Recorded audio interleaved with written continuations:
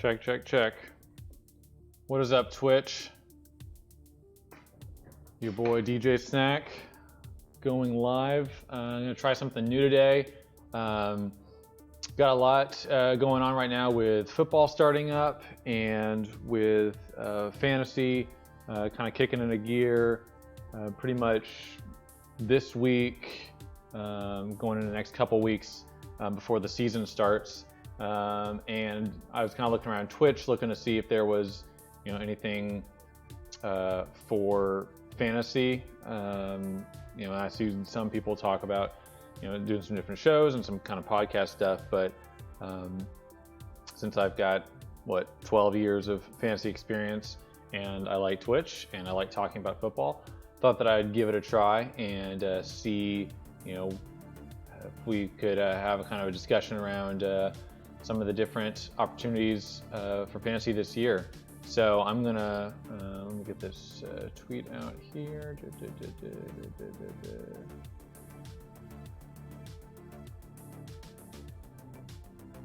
And so what I'm thinking, I've got some different stuff pulled up here.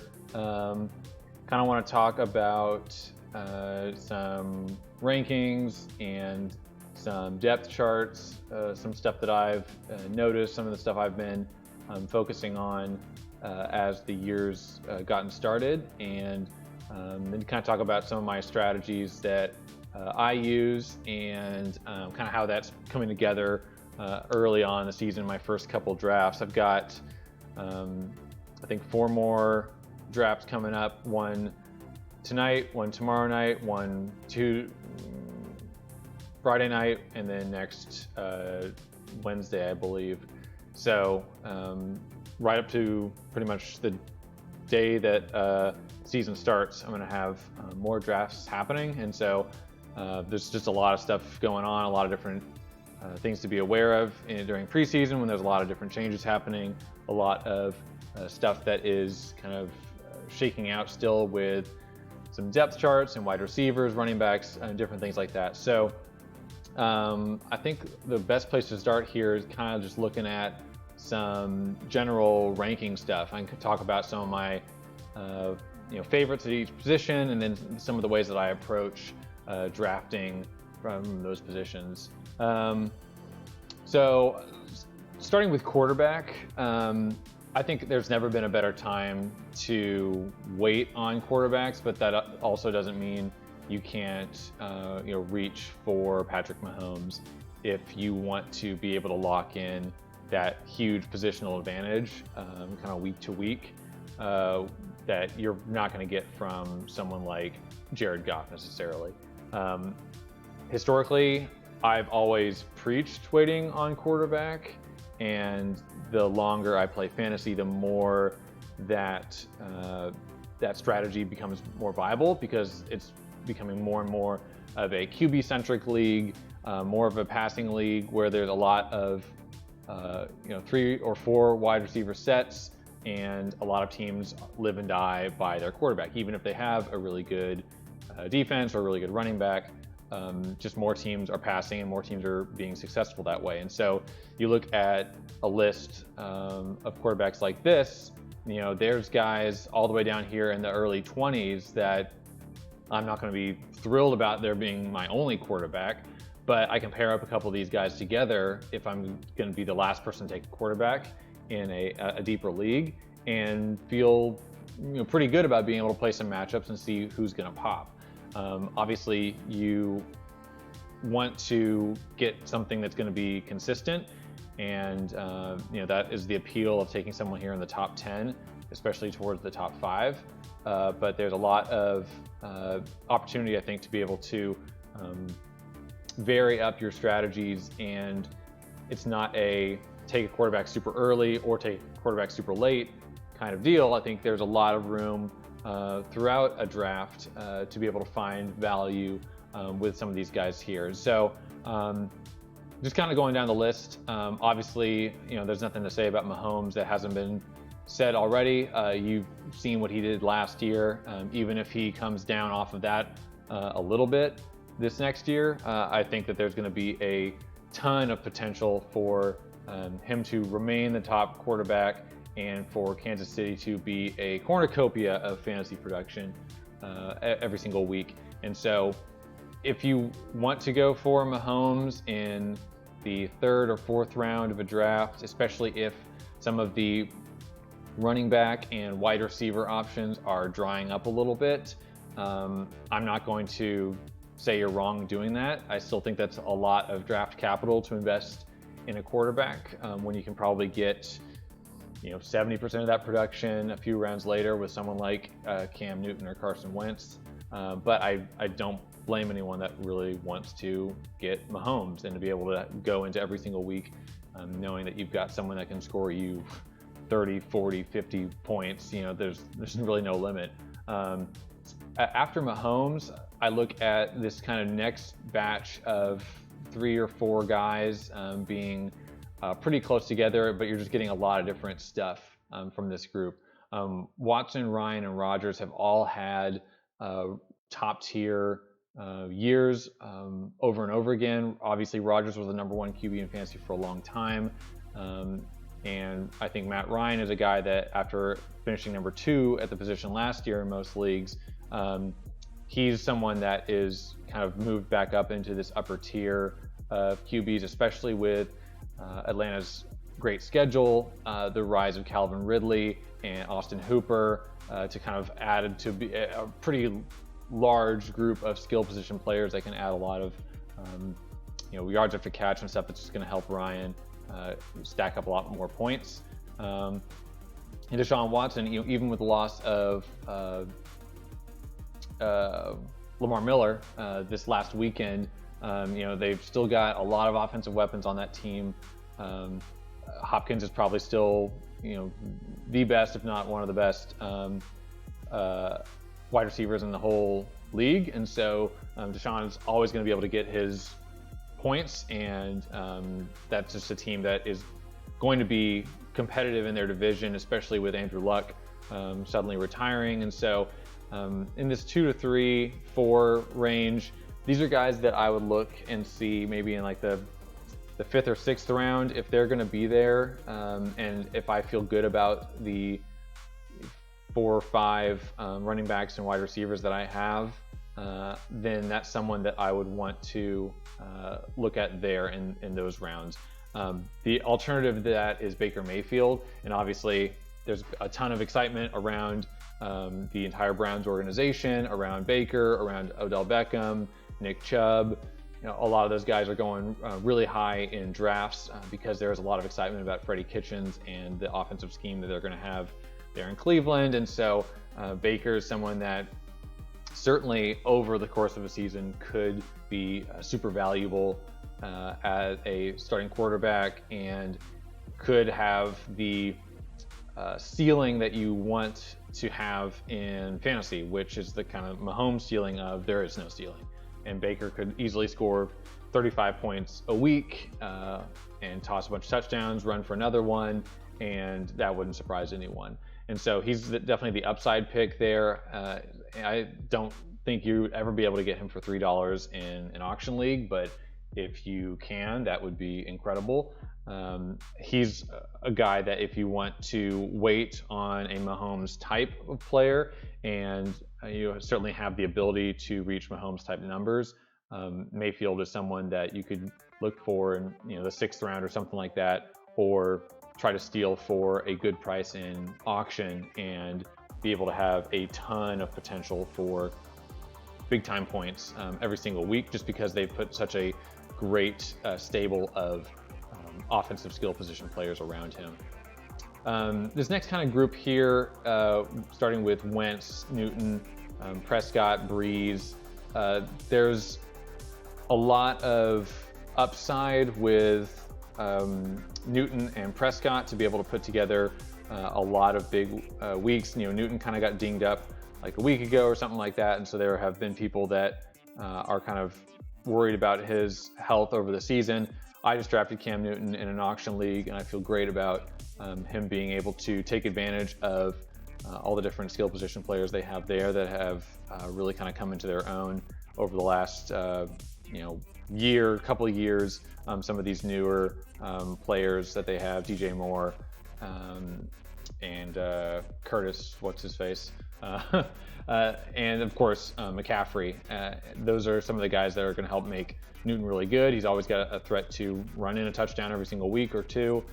So I think you got to feel good about if you can get Newton this year. Wentz has had injury issues, but Philadelphia has just a ton of great, good wide receivers and good running backs. I think the problem with drafting those skill position players is you never really know who's going to be the guy who's going to get the big long touchdown. Is it going to be Deshaun? Is it going to be Alshon? Is Miles Sanders going to start? Is Jordan Howard going to start at running back? But the one consistency through all of that is going to be Wentz, as long as he's healthy. And so I think that Philadelphia is going to throw up a lot of points every single week, and Wentz is going to get a lot of stuff as long as he's healthy. And in this range right here, Wentz is a guy that I think you would feel really good coming out of your draft with as your only quarterback. Prescott, I wouldn't feel as good with him being my only quarterback, only because we just have a smaller window of seeing what kind of the full power of the Dallas offense can do week to week. After they got Cooper last year, the Zeke thing is kind of a double-edged sword, where obviously without Zeke, Dallas is going to be a little bit more one-dimensional, even though they've talked up their new rookie quite a bit as a Zeke replacement, which I don't think you can, but it'll be interesting to see what happens with the Zeke situation. So without him, Prescott's going to be throwing a lot more. You've got Cooper, who seems to be healthy, even though he's got a foot issue, and then you've got the second-year wide receiver, whose name I'm blanking on, and I will check real quickly to tell you about. It is, of course, Mike Gallup. So Michael Gallup, the guy I like quite a bit as not a sleeper, but as kind of a breakout player this year. And so I think if you're drafting towards a lot of the later rounds, and one of the last person who's going to be taking a quarterback, Dak Prescott's a great option, because then you can come back later and get one of these other high upside guys later on. This next batch, I think Breeze, Roethlisberger, Wilson, these are kind of older standbys now at this point. With Alvin Kamara, there's not going to be a big drop off for him in terms of his production, but I do think that the focus is more on the running game for New Orleans, as they've been able to maximize their running game and put Breeze in a position to be most successful without making him throw the ball 50-60 times a game. So I still think you're going to get a lot of big games out of Breeze, and you're not going to get a ton of turnovers, and New Orleans obviously going to have a good offense, so there are going to be weeks that he's able to put up big numbers like a Mayfield or a Mahomes, but I just don't feel like you're going to get the consistent big games that you're looking for from a quarterback position. And when you are going up against a guy with a Mahomes or a Watson or even a Matt Ryan, I just don't know that Breeze is game in and game out going to be able to match that kind of production. Roethlisberger, I think, has a better chance of doing that because they can just go crazy and throw the ball 50-60 times in game, and because James Conner is so good at some of the screen passes and some of the other stuff out of the backfield. So I think Roethlisberger, and the way he's going to be able to use Juju Smith-Schuster, use guys like Dante Moncrief, Vance McDonald. I think there's a lot of players there that can take advantage of the need to pass the ball a lot for Pittsburgh. And I don't know that New Orleans is going to do that week in and week out. I know Michael Thomas is one of the best wide receivers in the game. I think he's the highest paid wide receiver now, maybe ever. But obviously, if I take Breeze as the 9th quarterback, I'm going to be pretty happy with him. If I get him for $2 in an auction, maybe pretty happy with that as well. I think the problem is just going to be, there's a very high floor, but there's not as high of a ceiling as some of these other guys. Same thing for Russell Wilson. Seattle just does not have a lot of pass catchers right now, and they've got a good offensive or good enough offensive line. They've got Chris Carson, and they just like running the ball a lot. So I think Wilson always gets plenty every week with his feet, but he's got, I think, a stable floor, but there isn't just going to be a big shootout potential with Seattle because they are going to always be focused on playing tough defense, moving the ball on the ground, and then putting Wilson in position to take advantage of matchups and opportunities to tuck the ball and run. So I think that there's opportunity certainly for Wilson to put up big weeks, but what are you looking for in your quarterback position? And I think if you focus on other positions in your draft, like running back, wide receiver, then you get one of these guys that's going to be fine if you're loading up in other positions. But especially in leagues where quarterbacks get 6 points for every touchdown pass, you really just need that big upside to be able to really give yourself a solid foundation every single week to know that, hey, I'm going to get a 20, 25, 30, 35 points out of my quarterback. And you're just not always going to get that from some of these guys in this range here. If you have any questions while you're watching, any thoughts or feelings, or if you agree or disagree with me, I would love to discuss. Obviously, this is just my perspective. We have no idea what's going to happen. I'm just some guy who likes fantasy. I'm not even an expert that gets paid to do this, but I just love talking about it and I love kind of working through what some of the opportunities are going to be for these guys. So it's good to take a break right before we talk about Kyler Murray, who I don't like because he's an OU player, but I do like as a fantasy option. Certainly someone that dynasty and keeper leagues have a very close eye on, and people are going crazy about the potential in Arizona with the new offense and being able to have him, just air the ball out quite a bit, tuck the ball and run. The potential for points is going to be pretty huge there. And they just brought in Michael Crabtree, who knows that spread offense from his time at Texas Tech. And I think there's going to be bumps in the road for Arizona, but I think there's going to be a lot of really big weeks.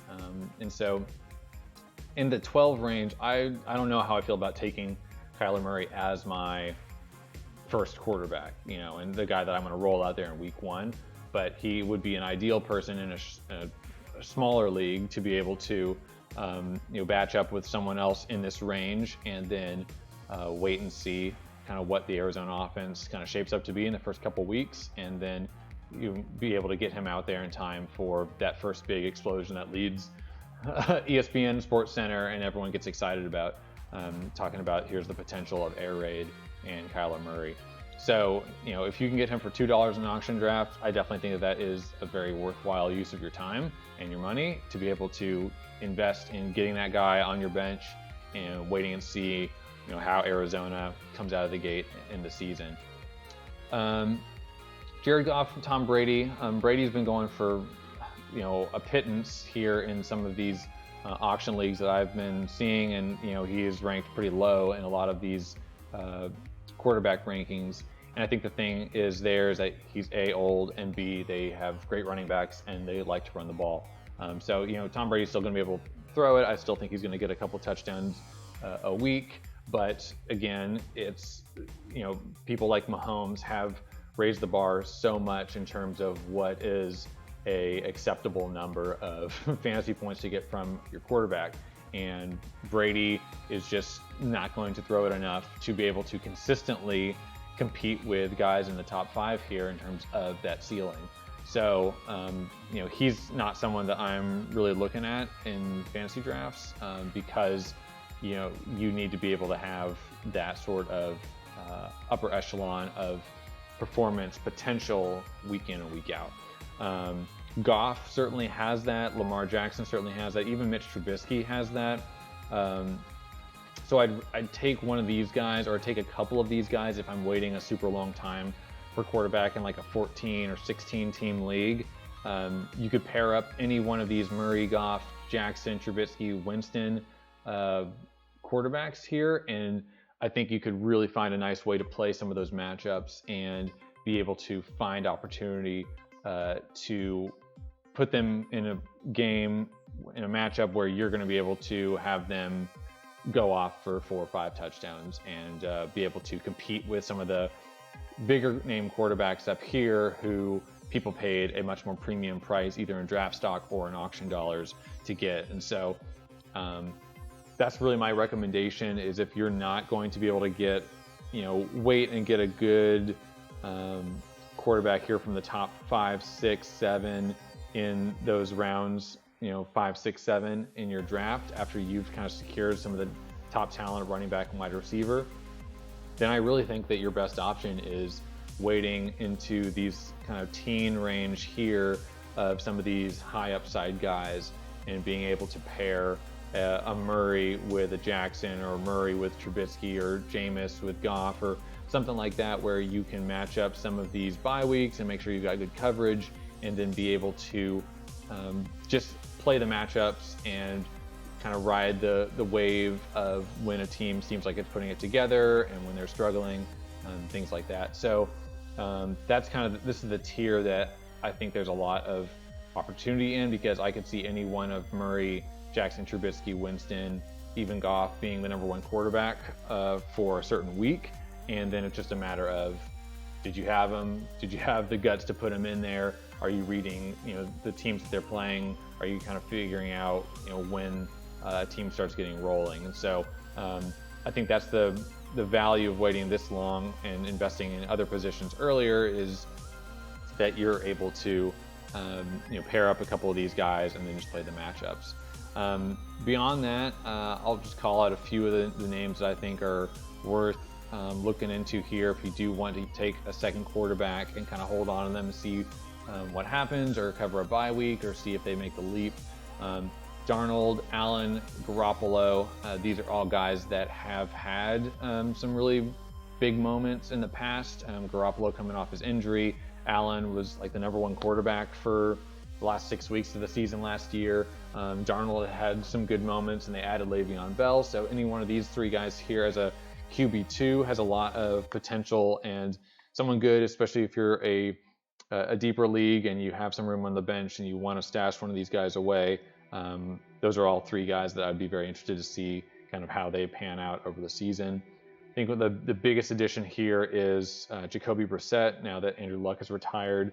You look at Brissett, who came from the Patriots. He's had some moments. He's had some good games here and there when he's been called in action, but I think there was always a sense of, he's a guy playing someone else's position, and he's playing someone else's offense and kind of fitting within that. So now Indy kind of has to go into it with, at least for this year, I think, looking at Brissett as the future, and this is his team, and what's he going to be able to do with it. And so I think he's a good player, and I think he's just surrounded by a lot of other good offensive players, and they, are kind of sort of expected to put it together and kind of be a contender in the playoffs this year with Luck. And so obviously without Luck, you kind of lose some of that, but I do think Brissett has the potential to be valuable in fantasy as a quarterback this year, and not someone that I'm going to roll out week 1 to start, but certainly someone worth keeping an eye on, maybe one of the top choices in waiver wire when some of the bye weeks start rolling around. So that's pretty much the way that I look at it for quarterback. If you have one of these top guys fall in your lap and you're happy with where you are with running back and wide receiver, kind of in the mid rounds of a draft or of an auction, you want to kind of lock one of these guys up, I'm not going to say that you're wrong. I always just like loading up as much as possible on some of these more hit or miss positions with running backs and wide receivers, where if you can lock those up, I'm happy to get by playing the bye weeks and playing the matchups and stuff with one of these lower ranked guys, and then seeing if I can get someone like Kyler or Lamar Jackson or Trubisky, who has a potential to be a top 10 quarterback at the end of the year. So that's kind of my approach to the quarterback position, and how I've been approaching that in drafts so far. So let's move over, talk about running backs. I don't know if I'll necessarily need to go in. There's so many more running backs that I don't know if I want to go through and talk about each one of them. Obviously, if you've got a top 3 draft pick this year, that any one of Barkley, McCaffrey, or Kamara is going to be a great way to start your team. If I had to pick, I'd probably want to be third there and just take whoever's left. And if I get Kamara, I'm really, really happy with that. And I think he's going to be amazing for New Orleans. I don't think he'll necessarily get more touches now that Ingram's gone. I think those are going to go to Latavius Murray, but we just know how potent he is with the number of touches that he usually gets, and New Orleans does such a good job of scheming to get him touches that are going to be productive and not just slamming him against the defensive line over and over again. So I do think that Kamara is, just a perfect way to start your draft. And if you have the option to just kind of take one of those top 3 guys and go from there, obviously you're in a really good position because there are a lot of question marks at running back after that. Starting with Ezekiel Elliott, there's rumors today that he got offered a new deal that would be better than Gurley's. There's all sorts of stuff that's floating around. We don't know. If he was signed right now, he would be in that top conversation with any of those 3 other guys, but he's not signed. So if you draft him, you are assuming some of that risk, and you just got to hope that over the next, whatever it is, 2 weeks, 16 days, something like that, that he and the Cowboys can come to some sort of agreement. The risk can be worth it, but if you're sinking a quarter of your auction budget into Elliott or your first round pick in a snake draft, that's just a lot of risk right now. And if you're drafting today, I'm not necessarily going to spend my first round pick on Elliott when there are other guys here that I think are just going to be more or less risky and could be just as good on the field as Elliott anyway. If I have to take a running back at 4, it's probably going to be David Johnson, just because I think that the air raid is going to find its way, here early on in the year. And I think that he did well enough last year as a running back in an offense that wasn't really going anywhere. And now you've got someone that's super dynamic like Kyler Murray. And so I think defenses are going to be, really focused on him, but they don't really know what to expect. And there's just a lot of opportunity for David Johnson to have the exact same number of touches as he did last year, and just do way more with them, and just trust that their offense is going to put him in a position to maximize his potential like he has in years past. I'm not touching Bell. I'm not touching Gurley in my drafts, not for the price that I have to pay usually for them. I think they're saying that Gurley's going to expect to get 80% of the touches in the backfield for the Rams, which is great, but there's just so many other factors. They like Henderson a lot there. Malcolm Brown's been good when he's healthy. So this is a team that has Super Bowl aspirations. Why are you going to risk the highest paid running back in the league on a bunch of regular season games where, especially if they're winning, you're not going to throw him out there if you're up by 2 scores in the 4th quarter. So for fantasy purposes, that kind of knocks him down quite a bit, because there's just a lot of unknowns about how much playing time he's actually going to get week to week. And when he's getting the ball and when he's healthy and when they need to score, like, he's out there and doing well. But that's just kind of hard to rely on for your first round pick, and not being sure necessarily how much he's going to get week to week and quarter to quarter and all that kind of stuff. A couple names here that I like a lot towards the end of the first round, beginning of the 2nd round: Dalvin Cook, Nick Chubb. Cook looks healthy. He looks, really good in that offense, and that offense needs him to be, the focal point. Obviously, they like Alexander Mattison quite a bit as well, and so I think he's going to get a little bit of work. Mike Boone as well, but Cook just has so much potential to score on any single play, and so he looks healthy. I think for this price, early 2nd round, he's a great first running back to take if you go wide receiver in the 1st round, and take a Julio Jones or something like that, come back, take Dalvin Cook or Nick Chubb. There's just a lot to be excited about by kind of stapling your running backs with these guys here. I talked about the Cleveland offense. Nick Chubb's going to be a big part of that. I'm not really worried about Kareem Hunt. That is for future Browns to worry about down in week 10. But I think Nick Chubb is going to get rolling, and he's really going to be able to do quite a bit in that offense. And they're going to score a lot of touchdowns, and plenty of them are going to go to him. This next group here, there's definitely some red flags. The Lions offensive line doesn't look that great, but I think Carry-On's going to get a lot of opportunity to be the bell cow for them. Devonta Freeman talked about the great schedule that the Falcons have. He looks healthy, doesn't have a lot of competition for touches, so I think he's going to do really well. And in this kind of range of guys, that's really what you're looking for. Got to talk about Melvin Gordon. He's my guy for the Chargers. I just drafted him on Saturday at I think for $27, so I feel like I got a little bit of a discount on him, but it does sound like he is further away on the contract negotiations than Ezekiel Elliott is. So that could obviously change at any time, and if he wants this year to count on his contract, he's got to show up at some point, but we don't know when that is. So that could be as late as week 10. And so if you're spending $30 out of your $200 budget in auction on Melvin Gordon, that's just a long time to sit and wait for Melvin Gordon to show up. There's obviously ways that you can balance that out by going for Eckler, going for Justin Jackson later in a draft, but you're investing a lot into one backfield. And in a vacuum, when anything's any option I have here, I would probably take Devonta over Gordon.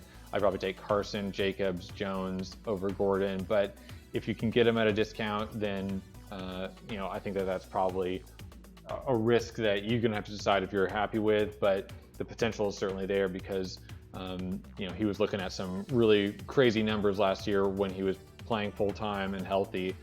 So I hope that they can come to a deal and get something worked out. A lot of guys in this range here, they're kind of going to be like solid RB2 types, and I think a lot of people rank them here because they don't necessarily know what to expect from all of them, but they all have like league-winning potential, I think. Carson, Jones, Damian Williams obviously finished the year really strong for the Chiefs. He's had some injury concerns, and they have a rookie there that is going to be maybe getting goal line work and potentially cutting into some of his playing time. Ingram, new guy in Baltimore. That's a team that's going to run a lot, so I love him as like a RB2 guy that you want to kind of just go in there for the pure volume and expect that he is going to be able to hold off Justice Hill, for most of the season. So Ingram's definitely a guy that you can target here. James White in PPR especially, move him way up. No matter who they have in New England or how much Sony is getting run or Tom Brady isn't passing, James White's always going to figure out his. Marlon Mack, kind of downgrade him after the Luck news, but he's still kind of in the RB2 range. He's got the potential, he's got the talent, but we just don't know what to expect from that Indianapolis offense now that there's no Andrew Luck there. Part of the reason it's so good to invest in a early, solid running back core is just because there's so many question marks down here. I love David Montgomery. I love Phillip Lindsay last year. It's going to be really interesting to see how the new offense works for Denver, and if he loses a lot of touches to Royce Freeman, who may be a better fit for what they're trying to do. But Lindsay's beat all the doubters before, and he's just a risk to score at any point anytime you get touched to the ball. Geis is a huge question mark. The Redskins are probably going to be a pretty bad football team this year, but Geis has looked really good in the past and seems like he's healthy. So he's someone in this range that you're hopefully going to be able to draft, put on your bench, and then kind of be able to figure it out from there once you get some real games under your belt. Duke Johnson got traded to Houston. Now with Lamar Miller being hurt, he is the starter for now, but there's a lot of noise about Houston potentially signing someone that's a final cut from preseason, making a trade. I'm sure they're vetting all sorts of different options there. Duke's never really had a chance to be like a feature back, and so it is pretty interesting to think about, in that offense, what could he do, catching a lot of passes, getting some stuff outside the offensive line on handoffs, and there's a lot of potential there. So, we'll have to wait and see. But if you're drafting him here, you're expecting him to kind of be able to flirt with RB2 numbers. Certainly in PPR, I definitely think that's possible. So he's someone, if you're drafting, this week, you're going to be kind of taking a stab at, what you expect his production to be, and assuming that Houston's not going to make any big moves, are going to cut into what is his biggest opportunity yet of his career. Let's see. Peyton Barber's like the last real starter on this list. I guess LaShawn McCoy here. These are guys that, like, if you went early tight end or early wide receiver, or went and took Mahomes, like, here's someone you can draft Barber and you can put them in your starting lineup in week 1, and he's going to be the starter, but we really don't know how effective he's going to be, or how many points he's actually going to score. Latavius Murray is kind of assuming to be the person who's going to step into that role for Mark Ingram in New Orleans, have some standalone value as a change of pace back for getting Kamara a breather, or goal line guy. He's been effective in Oakland. He's been effective for the Vikings. So I think he's going to be good in that role for New Orleans.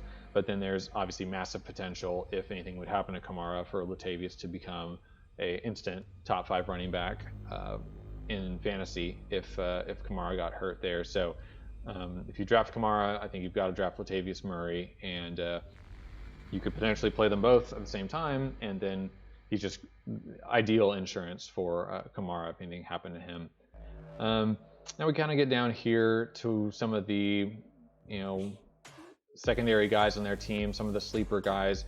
Darrell Henderson, the Rams love him. I think he's going to get a lot of work this year as a sub for Gurley, and kind of want to get him on some wheel routes and see what, how he finds his way in the league and gets comfortable with their offense and the speed of the NFL. Darwin Thompson is flying up draft boards. He's a guy that Kansas City is using in a lot of different ways. They're putting him in first string situations in practice and in preseason games. We already know that Damian Williams has had some injuries, and so Darwin is a guy that a lot of people are expecting to be a sleeper and have potential to have a lot of standalone value this year. Kalen Ballage, whatever, is getting like first team reps with Miami. I think the Dolphins are also going to be bad this year, but I think that he is worth investing in down here, because Drake has so many issues staying healthy, and if you get him, that team's going to be bad, and you're probably not going to get RB1 numbers from him, but if you're looking for running backs that are going to get some carries down here in the 49-50 range, he's the guy that's going to get actual carries, and there's potential there. So he's definitely someone that you can look at later in your draft, and peg him for a bench spot and then potentially more. Just gonna double check my sound real quick here, make sure everything is okay.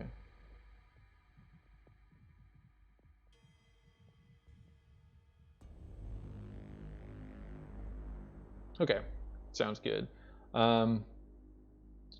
So in this range here, you're getting to your sleepers or your handcuffs, things like that. A lot of good hype for Justice Hill this year as a potential backup / co-starter with Mark Ingram. Tony Pollard is the guy that the Cowboys have been talking up all preseason, partly because it sounds like he's good at football, but also because they want to make Zeke think that he just needs to sign, or they're just going to roll with Tony Pollard instead. So there's always some preseason noise to cut through there, but he sounds like he would be a great person, a must draft if you get Zeke, and then a great person to draft if you are anyone else looking to get someone who could potentially have some value in week 1 if we don't see Zeke sign. So Justin Jackson is a guy who did really well for the Chargers last year when Melvin Gordon was hurt, when Eckler was hurt. I think he's a great fit for their offense. I think he is certainly a must draft if you get Melvin Gordon, but I think he's good for anyone in this range who wants to have big upside potential. So he's someone I've been targeting in a lot of drafts, and certainly if you can get him for $0 in an auction, that's great. Down here, there's a ton of kind of handcuff guys like Malcolm Brown, Damian Harris, a rookie for the Patriots that they like a lot, and with Sony Michel having an injury history, he's a guy I could easily see leading the team in carries in week 12 or something like that when the season keeps on grinding. Mike Davis is someone that I'm looking at as a real backup for David Montgomery. They kind of got three guys there in that backfield, and if I can lock up Montgomery, I'd like to kind of hedge a little bit with Mike Davis, especially we can get him so cheap here. Madison, I mentioned him as rookie backup for Minnesota that I think is going to do a lot of stuff, spelling Dalvin Cook, and I think there's a little bit more up here. Yeah, it's pretty much the bottom of the barrel. Running back becomes super thin when you get down to the 80s, but I think the point is that it's worth investing in one of the top guys. There's a lot of safe picks, there's a lot of riskier picks, but because I think of the depth at wide receiver, I think there's a lot that you should be looking at here, and a lot of guys that if you come out with 3 of these top 30 running backs in your first 4 rounds or something like that, I think you feel pretty good about looking at some of these other positions afterwards and then being able to kind of fill in from there, because there's a ton of wide receivers I think that can provide a lot of value. So speaking of, let's come over here to wide receivers.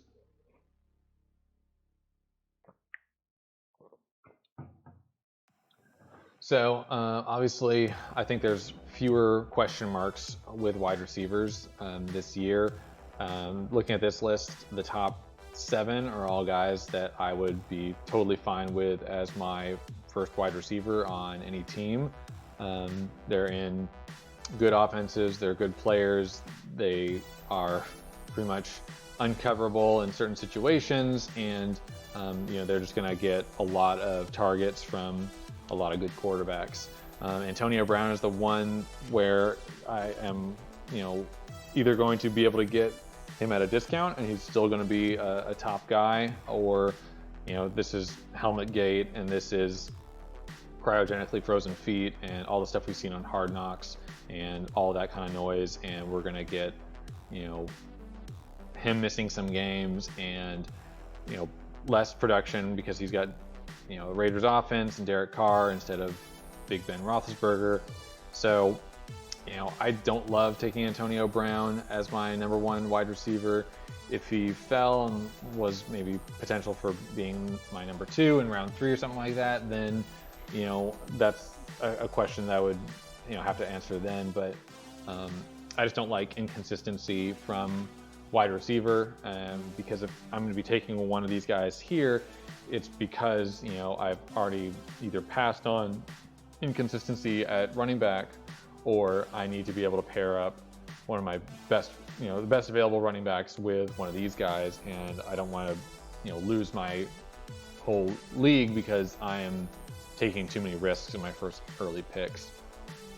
Cooper and Edelman are also guys that are kind of red flags to me. Cooper with the plantar fasciitis foot injury, whatever it is. That's just a big price to be paying for someone who is already starting the season off hurt. And we've seen from other guys who have had that injury that can linger for a long time. So that's a big price to be paying for someone who did amazing in his Dallas games last year, but is already a little dinged up and the season hasn't even started yet. Edelman, everyone says he's like the only pass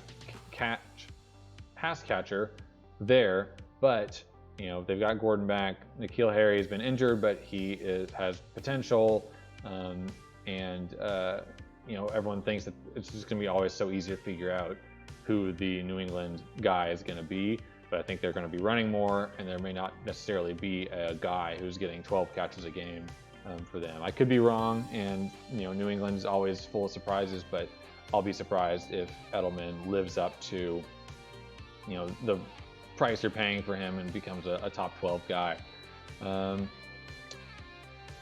Let's see. You got all the Rams wide receivers. You got the Vikings wide receivers in here. We expect these teams to throw quite a bit, and even if these guys don't get as many targets per game consistently, I think they are going to get a lot of opportunity to do stuff with those targets, and they just do a good job scheming to get these guys the ball. Cooper Kupp seems healthy. It's kind of hard to trust 3 different guys that are in this $20 range and the teams ranked here, but they proved that the 3 of them could all coexist last year. I think there will be one of them that's usually the odd man out week after week, but you can probably do well enough over the course of a season with one of these guys as like your wide receiver 2. Godwin is definitely a guy that has been all aboard the hype train so far this year, just because of the Bruce Arians offense coming to Tampa Bay and being able to put Jameis in a better position to succeed, and having Evans on the other side to kind of take away some of the focus there. So Godwin is definitely someone that is capturing a higher price, and people are paying for expected value rather than proven value. So I like getting Godwin where I can at the right price, but if you're paying more than $20 for him compared to some of these other guys, that's just a lot to invest in someone who hasn't performed at that level quite yet, even though there's a big potential that he could. Hilton falls down here without luck, but I think he can still be a good wide receiver 2 if needed in this range, even with Jacoby Brissett at quarterback. Alshon Jeffrey is going to have big games this year, but again, like I mentioned earlier, you just don't know who that guy's going to be week in and week out for Philly.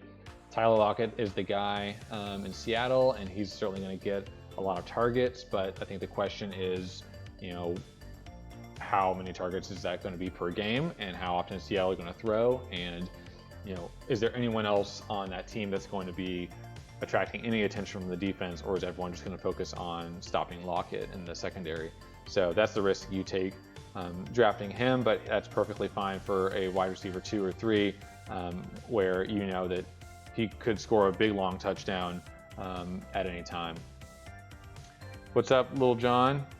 Just talking through some fantasy rankings right here. Let me know if you got any questions. Mike Williams, a guy I loved last year, and thought that he, did really well with the opportunity he had.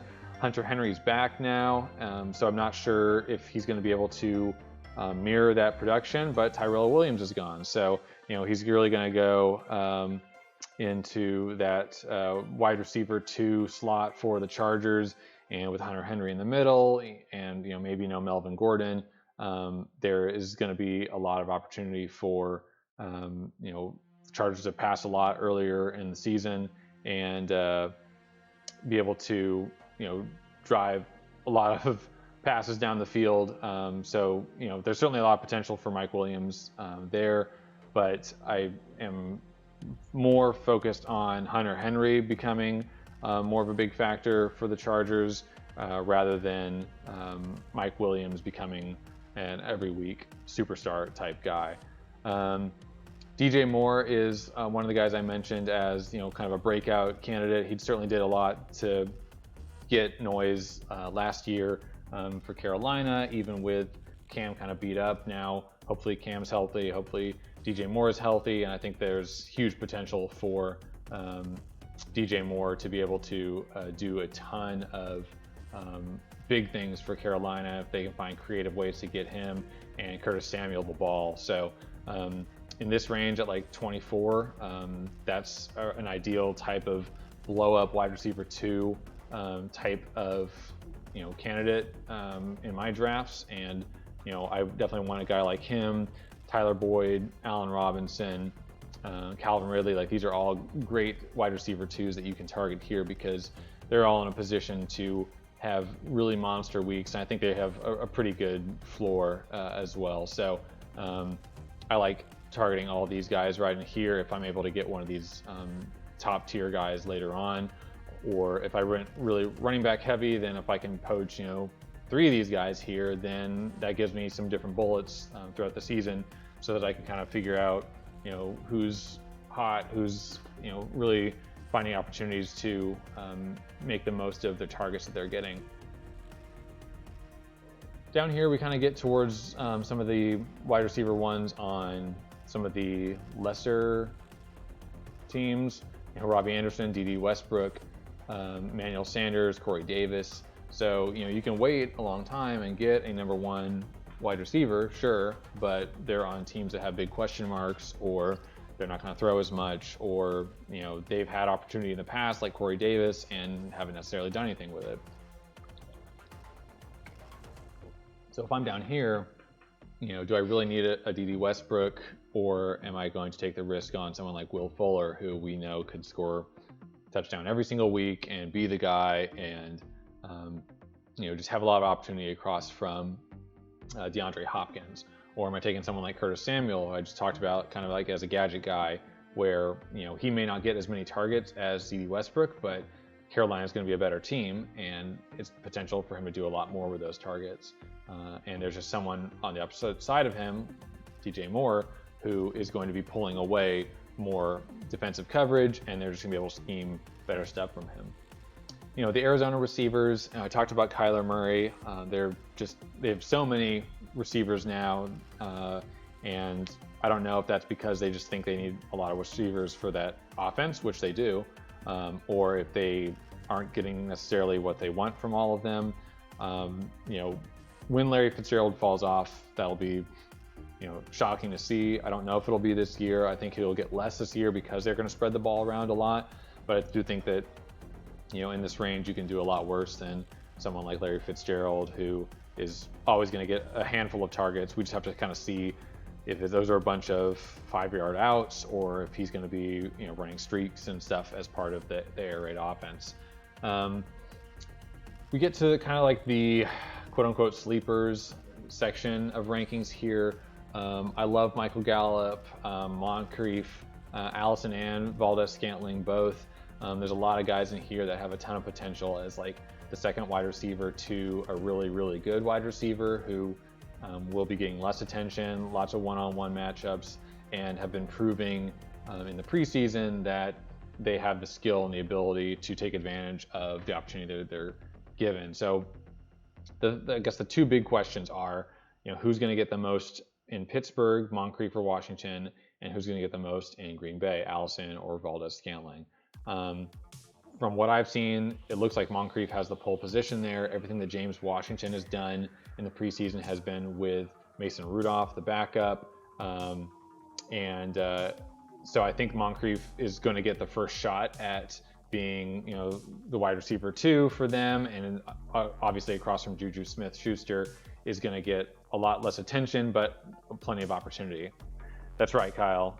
Kyle Banitz got Moncrief from me in my draft on Saturday. I'm very pained about it. Otherwise, it was a pretty solid draft, but would have loved to leave with a little Moncrief action. And it's the same kind of question with Green Bay and with Geronimo Allison, Marquez Valdez-Scantling. Sounds like Scantling is going to start on the outside and Allison's going to be the starter on the slot. So I think Scantling might play more snaps out there, but I think Allison might get more targets. And so I think it's going to be a quality and quantity kind of question there between the 2 of them. So I know that Aaron Rodgers has always taken advantage of the slot receiver, and so I think Allison's going to get plenty of opportunity. I guess the question will be in the early weeks of the season is, is the Green Bay offense potent enough to support 3 wide receivers and Aaron Jones getting a lot of carries in the backfield as well. So I think at this range, it's not a big risk at all to take one of Moncrief or Washington, one of Allison, Scantling, Pettis, Gallup. There's a lot of guys in here even further down, Anthony Miller, DK Metcalf, John Brown. There's a lot of guys in here that are perfect kind of bullets that I want to have for looking for potential down the road, whether it's for a bye week fill-in or seeing if a guy can make the leap into every week kind of production like some of them can. And so the more of these guys you can kind of accumulate, kind of see what happens, that's just really going to put you in a better position for success later in the season. These guys are that exciting. Where's the tight end rankings on here? Is that somewhere else? So we're getting like in the deep sleeper area here. I don't really know if these guys count as sleepers necessarily, but Mecole Hardman, someone that the Chiefs are excited about.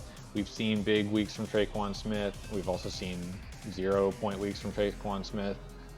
So he's someone that's worth drafting, knowing that you're not going to start him right away, but definitely worth waiting and seeing kind of how the New Orleans offense functions this year.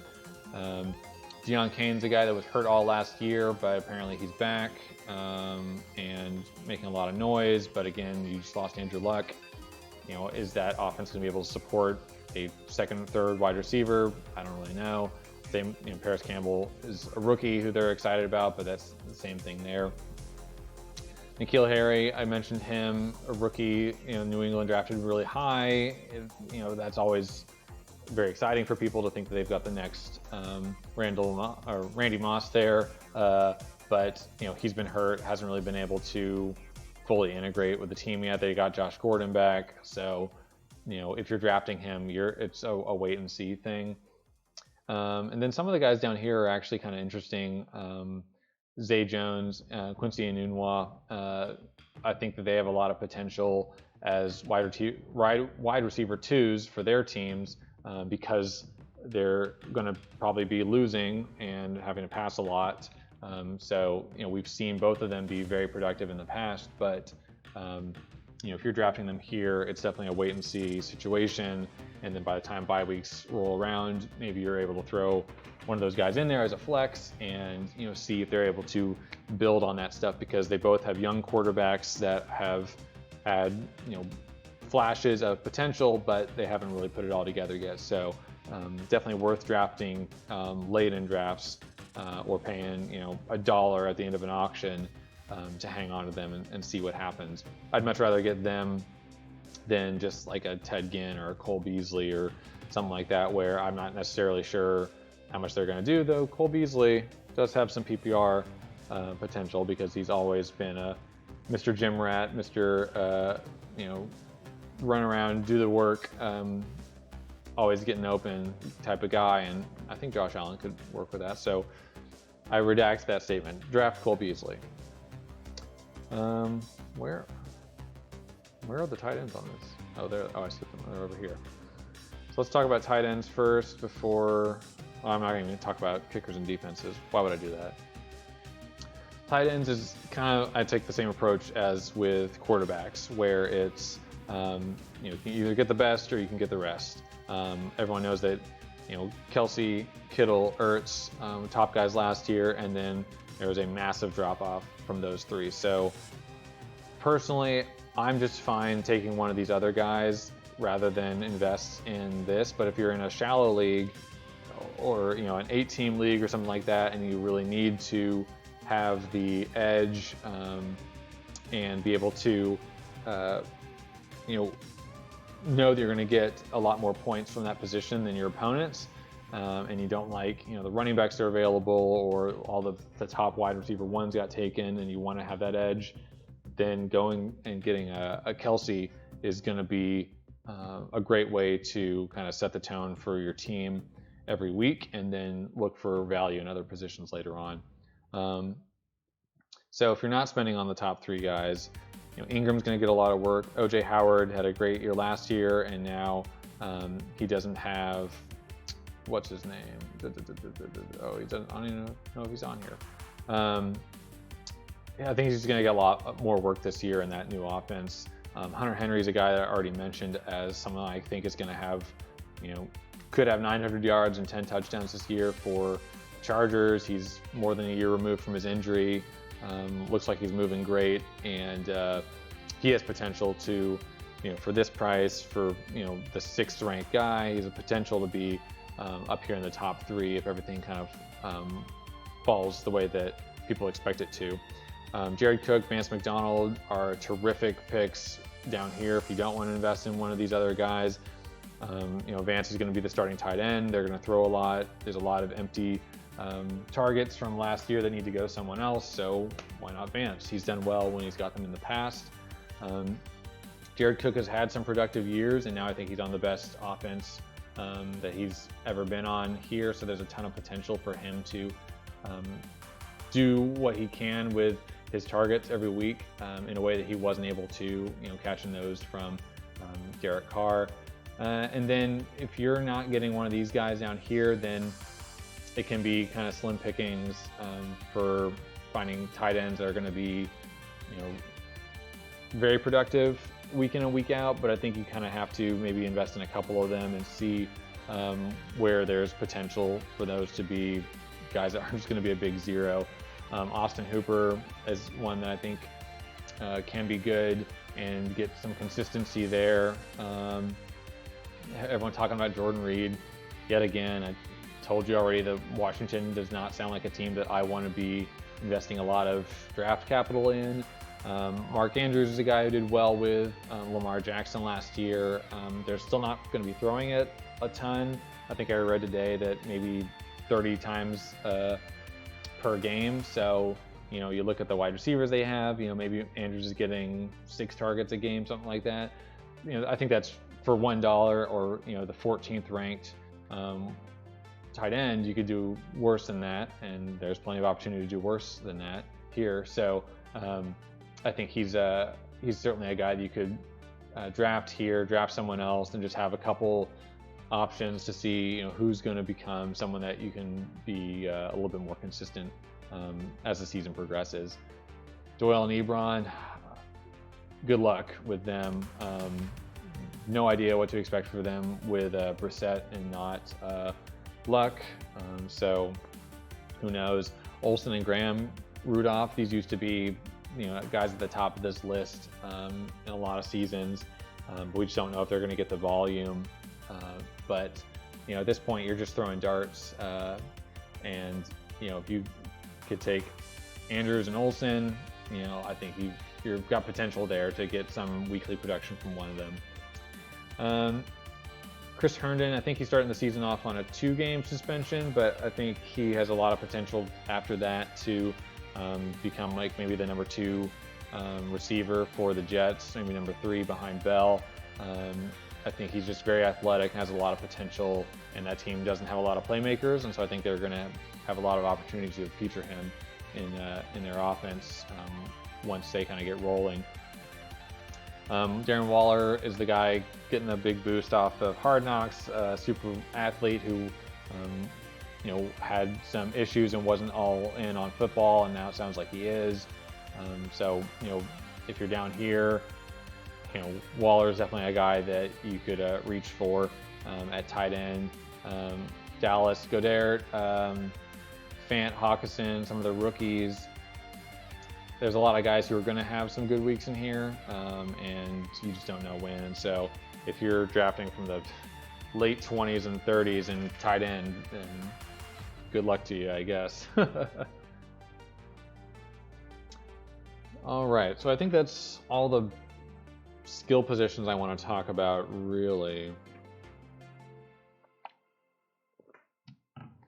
Got a beer sheets pulled up here. A lot of people use beer sheets to draft nowadays. Definitely worth checking these out and just kind of seeing kind of the value of some of the different tiers that you have when you're drafting. This is just updated a week ago, so this is pretty fresh here. But yeah, this kind of information going into a draft is really valuable, especially if you're just trying to figure out, should I focus on one of these guys? Do I need to move to a different tier over here? This is a good resource to be able to really kind of dominate some of your drafts, especially if you're going against people who don't necessarily have this kind of approach and they're just drafting off the ESPN or Yahoo kit.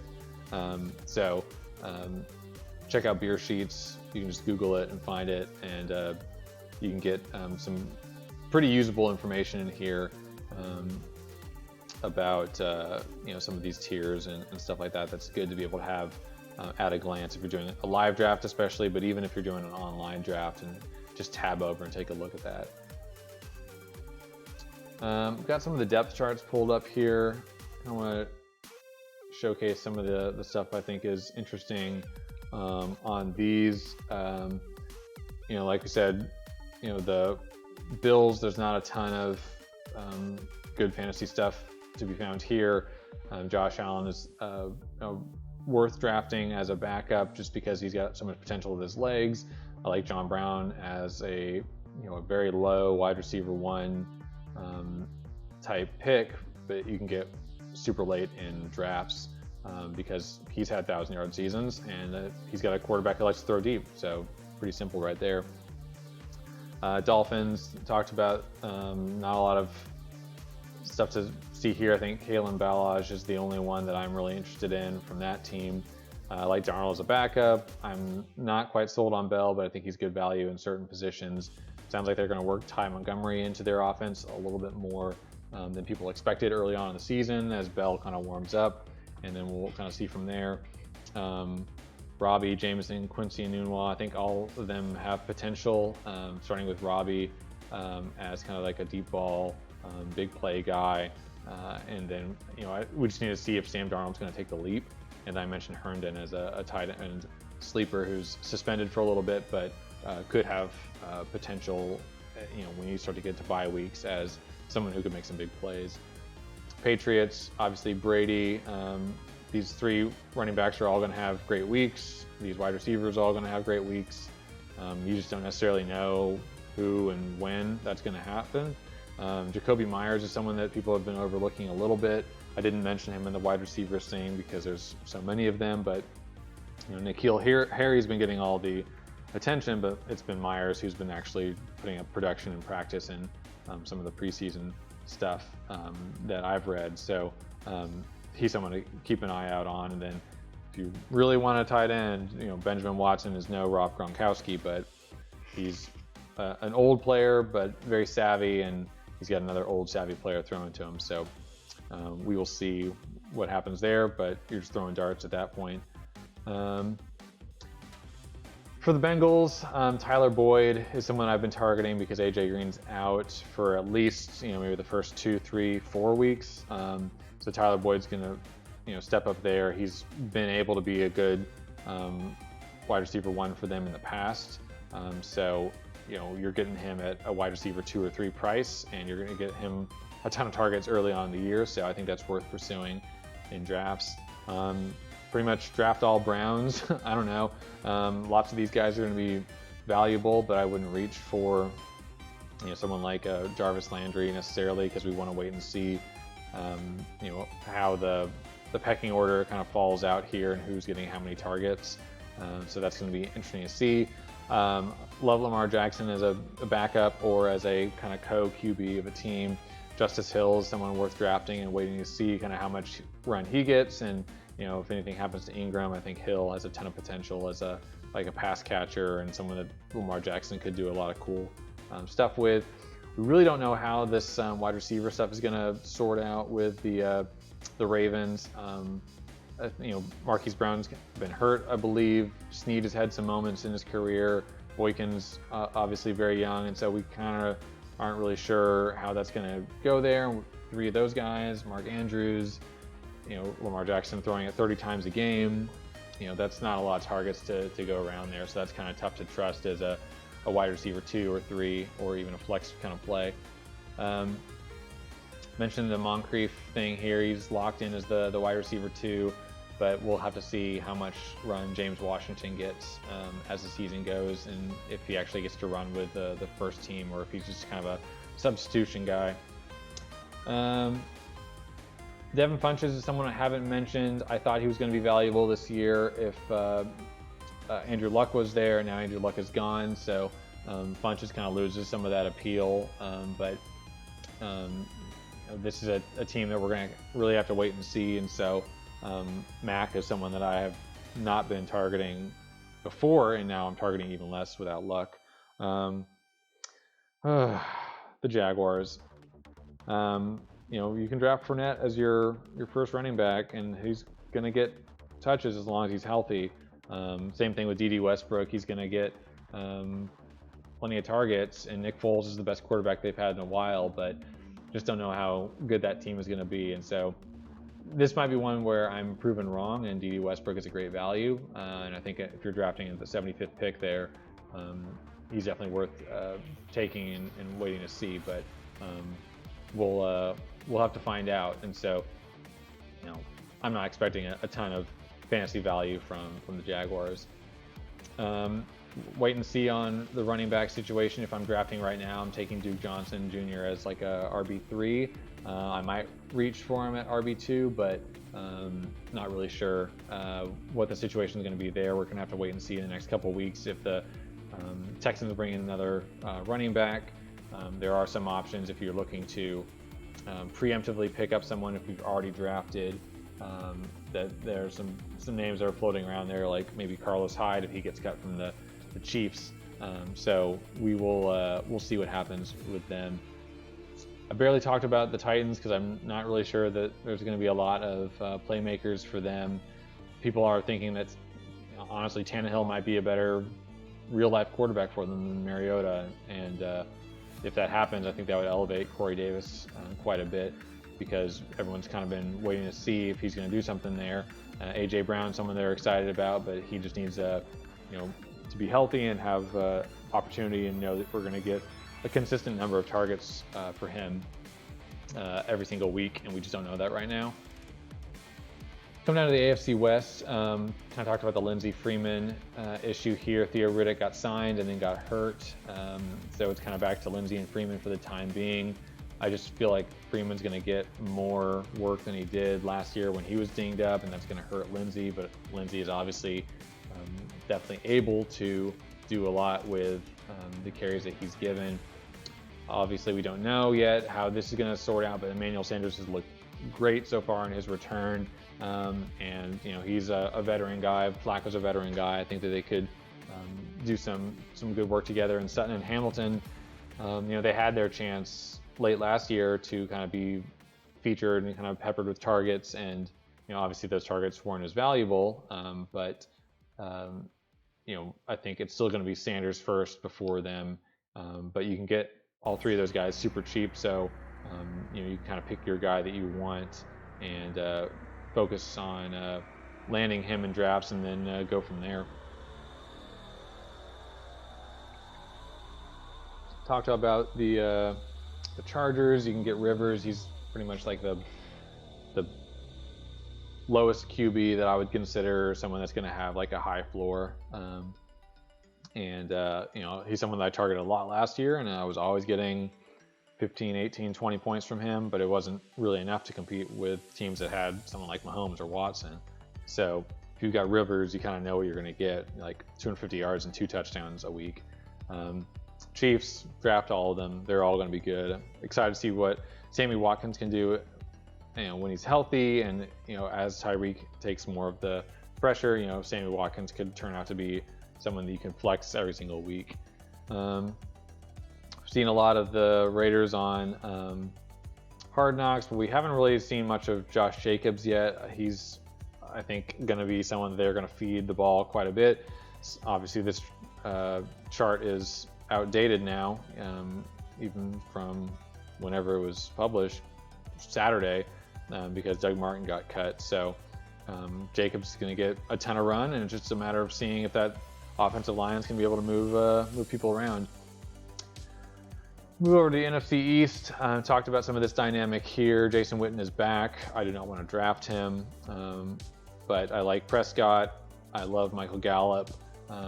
These are guys that you can get at a discount later in drafts, and ones that I think could do a lot for your team if you need to start them.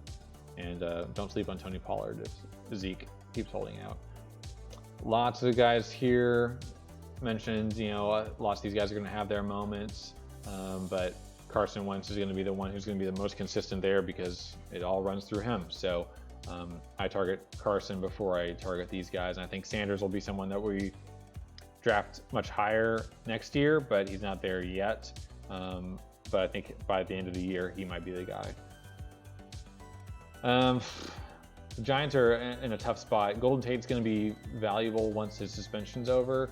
Ingram and Saquon are going to get as much as they can handle. The Eli Manning thing, we're going to see how long that lasts, because Daniel Jones has looked better than people expected so far this year. So that's going to be very interesting to see how long they want to keep him on the bench. Redskins, ugh, I don't want to draft any of these guys really. Paul Richardson, kind of a deep ball guy. But Case Keenum starting for now. We'll see how long until they turn to Dwayne Haskins. That's enough of Redskins.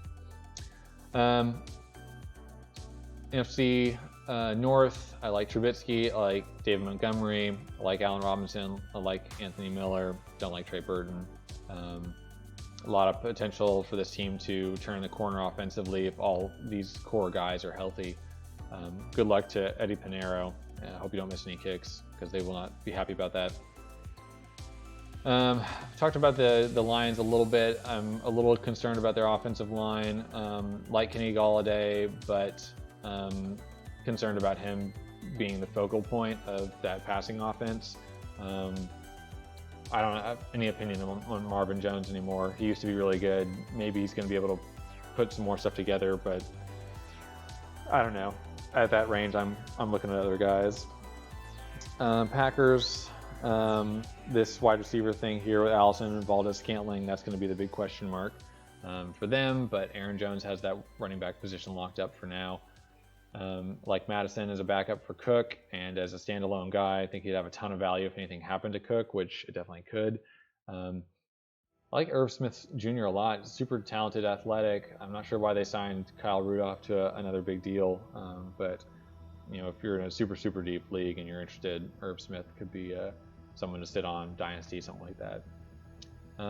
New look Buccaneers with new offense. Godwin as the breakout guy. OJ Howard, definitely top 5 potential for tight end this year. Winston looks like he's going to have all the rope in the world to be able to go out there and throw it a lot, make some mistakes, but I think they're going to trust him to do that. I mean, you're not turning to Blaine Gabbert unless Jameis is hurt. So big thing on the Falcons is their great schedule. They play so many games at home or in domes. Very little concerns about weather involved this season, so they're just going to get a lot of stuff going on there that you feel good about them being in some shootouts and ability to score a lot of points, not worry about things like winds affecting the long ball.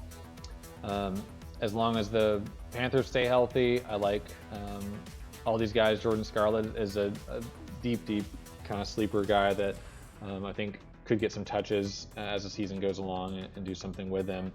And I'm excited to see how this DJ Moore, Curtis Samuel thing falls out. I mean, you're taking Samuel 40 picks later than DJ Moore, but I think Samuel has just as much potential to do a lot of damage as DJ does. So that's definitely someone you can keep an eye on. Love all of the Saints. You're paying a high price for guys like Kamara and Thomas, but they pretty much always deliver, so hard to go wrong there. Either one of those guys are guys that I would take in the first round and be pretty happy with them.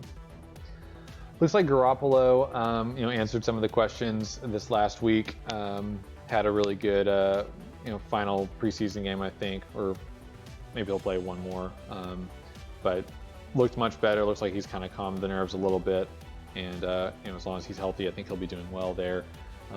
I'm pretty much avoiding this entire running back situation. Someone can figure out, which of these guys is going to be the most consistent week in and week out. I think Coleman's going to get the first shot at it, but Breda's done really well when he's had opportunities. And then, people have been hyping up Pettis and then, downplaying Pettis, and so we don't really know there. But, if you're at the 100th pick, that's not a bad bullet to throw out there and pick him up to be able to hopefully see what he's going to be able to do if he is a starting X receiver and Garoppolo's tossing the rock. Now kind of wrapping up here, talked about the Cardinals. It's going to be very interesting to see what happens with these 4 wide receivers, and if any one of them is going to be consistent enough to be an every week starter, even a guy like Christian Kirk or Larry Fitzgerald. We just don't know how many targets they're going to get, so it's going to be exciting to see that sort itself out. Rams offense going to be great again. Just a matter of the price you're paying for some of these guys, and if they're going to be able to deliver at that price point. And so I like the idea of drafting Josh Reynolds super late, and then waiting to see if one of these guys gets hurt, and then Reynolds was able to do some good stuff last year in that same position. So if you got him in Dynasty or something super late in a very deep league, Reynolds is a great kind of hold and stash guy. And last but not least, the Seahawks, Metcalf and Moore are both injured right now, so Tyler Lockett's kind of going to be the whole show for them at wide receiver, and so I'm worried about their overall offensive performance. But love Carson. Carson's super underrated. Okay, so that is all of the depth charts.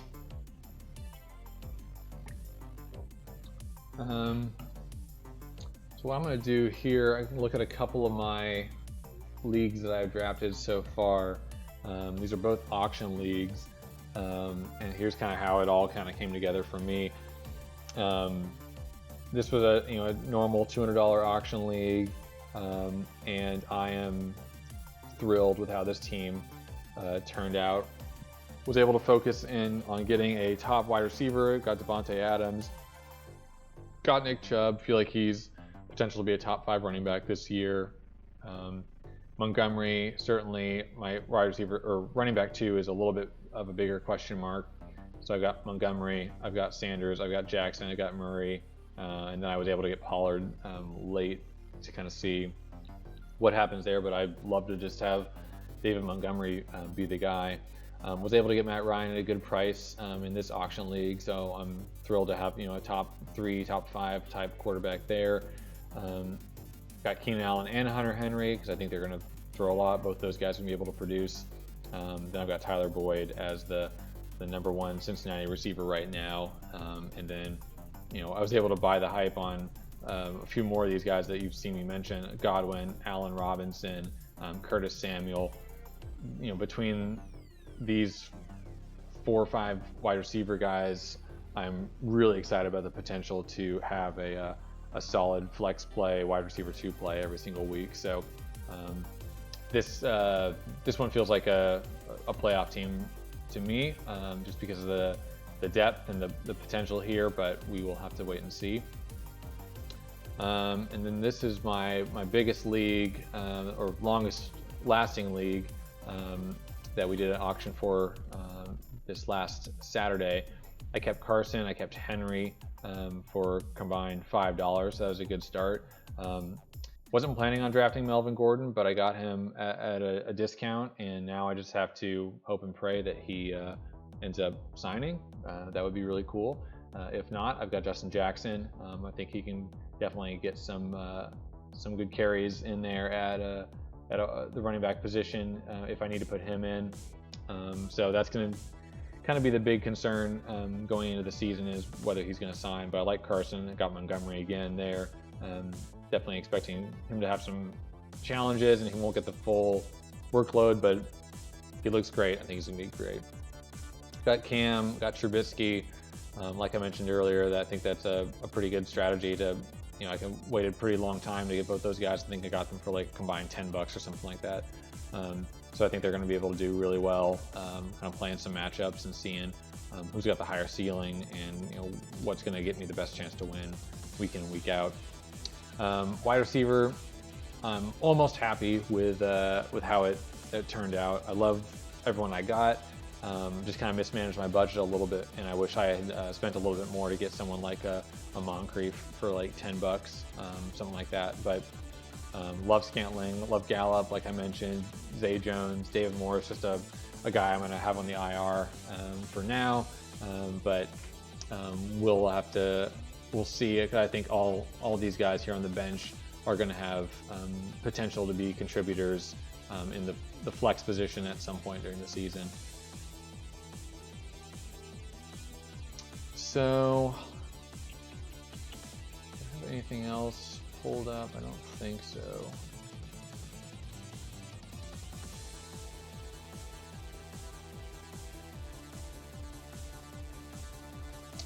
So yeah, that's pretty much all I had. I wanted to talk through today. It's been 90 minutes of me talking straight, and my voice is not used to that right now. So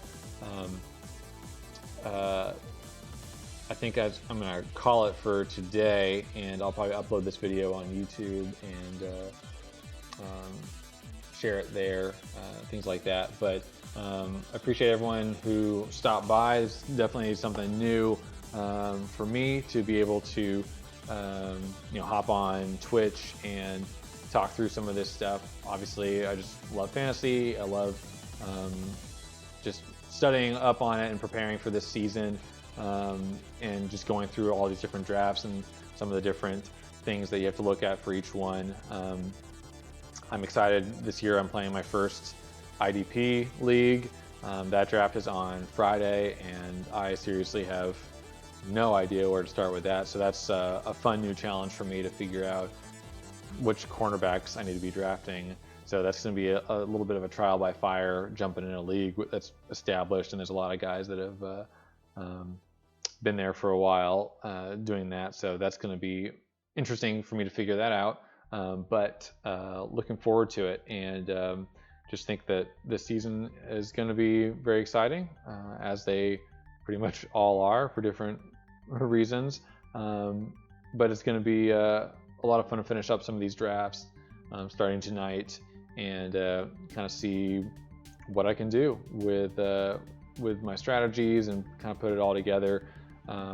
Every year I just kind of I find 70 guys that I want to draft on all my teams, and obviously I can't, but that's kind of why I like to play in a bunch of different leagues, and so I can mix and match and invest in a bunch of different players I think are going to do really well this season. So thanks for tuning in and watching the video. I'm really excited about fantasy this year, and if you like this, let me know. If you don't follow me, drop a follow, and I'll be sure to do some more of this stuff either next week or during the season or something like that. So yeah, thanks for tuning in. Have a good one.